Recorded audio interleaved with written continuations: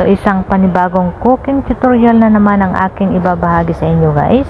So today's video, magluluto tayo ng steamed tofu. Ayan, napakalambot at napakasarap na tofu guys. Ayan, ilalagay lang natin direct dito sa ating bowl. O pwede kayong gumamit ng plate, depende sa gagamitin yung steamer. O ayan guys, kapag okay na, ayan, napakadali lang. I-steam lang natin siya direct dito sa ating steamer.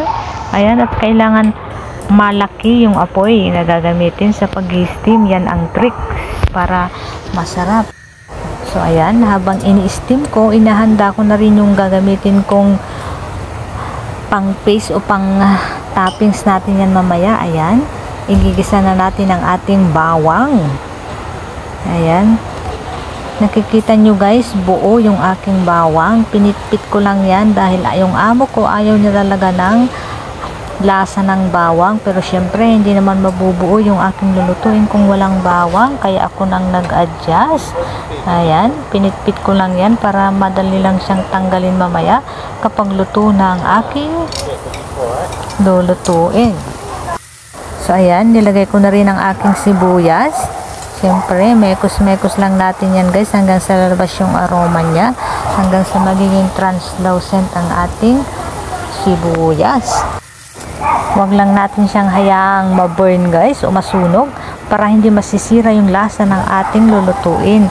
And then ayan, ilalagay na natin ang ating minced chicken. Pwede kayong maglagay ng minced pork or minced beef guys, depende sa gusto nyo. Pero sa akin, dahil mas gusto nila yung chicken, kaya ito ang aking ginamit.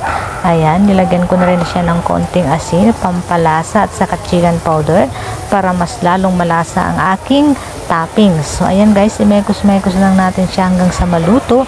Pero again, syempre kailangan nating continue mixing para hindi yan masusunog. So ayan, kapag okay na, maglalagay na tayo ng flour. Ayan, lalagyan lang natin siya ng tubig para tutunawin, para magiging sticky yung ating toppings. And then ayan, ilalagay na natin. Syempre mekos-mekos natin yan guys.